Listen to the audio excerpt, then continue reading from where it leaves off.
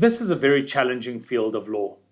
There are so many developments and so many changes that honestly, it feels like you're almost in a new field every 6 months. But how we practice now compared to 10 years ago or compared to 5 years ago is completely different. It's very hard to stay up to date. Our attorneys constantly have to be aware of the latest case law, the latest changes at the Road Accident Fund, the latest procedural changes at the courts, the latest administrative changes at the courts. And we try not to harass our clients with all of that, because if you knew how much was going on behind the scenes and how much of it was negative, you'd have a heart attack. But the bottom line is cases do take longer now than they did 5 years ago. They take longer now than they did 10 years ago. And 15 years ago, you could probably settle some of these cases in 1.5 years. I'm going to be blunt and say that those problems definitely include corruption. The courts certainly seem to struggle with staff and administration. It becomes hard to obtain trial dates.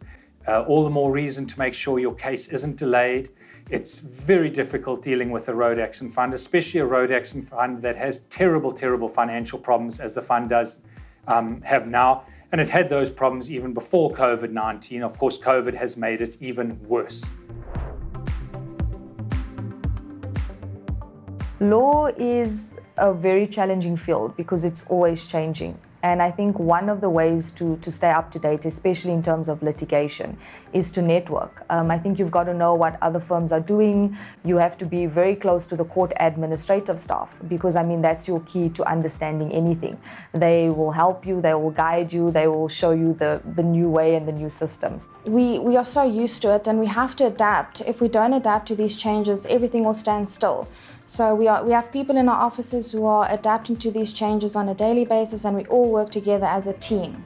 Michael also employs the advices of advocates that we work with on a daily basis to ensure that we're interpreting the changes correctly and making sure we're moving forward correctly for our clients.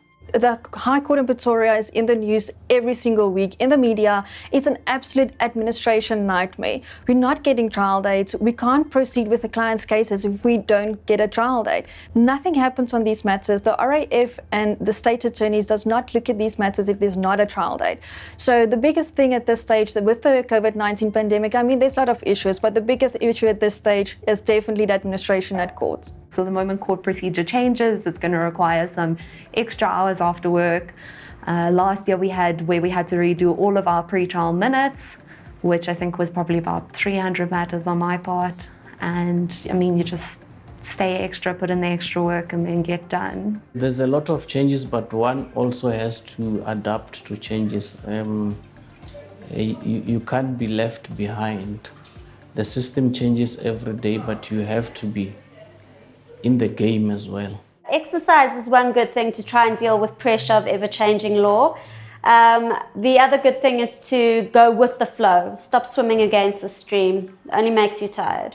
We battled with the situation of finding enough experts to assist our clients because it was an overflow of experts and clients but the thing is we managed to get new experts on board. That's what we do. We got the top experts, as everybody knows. We only utilize the top experts. And sometimes it's hard to tell clients that, listen, you need to go to these appointments. It's beneficial for yourself and your case. And sometimes they don't understand that, but once explained properly and why it's like that, majority do go. The challenges we faced before COVID-19 was also getting the monies in quicker. As you know, we do work with a government institution and they do have various other plaintiff attorneys to deal with. So we do struggle with that. Unfortunately, bookkeeping department has a lot of pressure. We receive a lump sum of payments. Sometimes Road Accident Fund pays us 60, 70 matters on one day. And we have to allocate those payments correctly to every matter. And clients, yes. Clients will demand for their payments as soon as they get message from Road Accident Fund. And yes, we try to pay our clients as soon as possible. Well, you've heard it from my staff. You've heard about some of the problems that we face.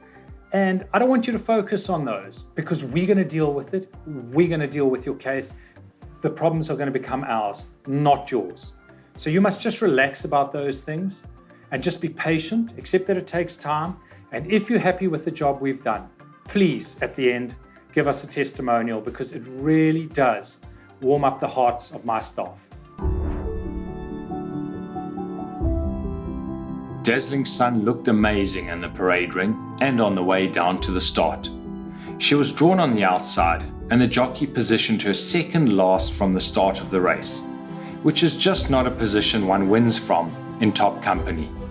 She tried very hard to catch up in the straight, eventually ending fourth. This was a Grade 1 race for the very best horses, so she is arguably the fourth best 3-year-old filly in South Africa.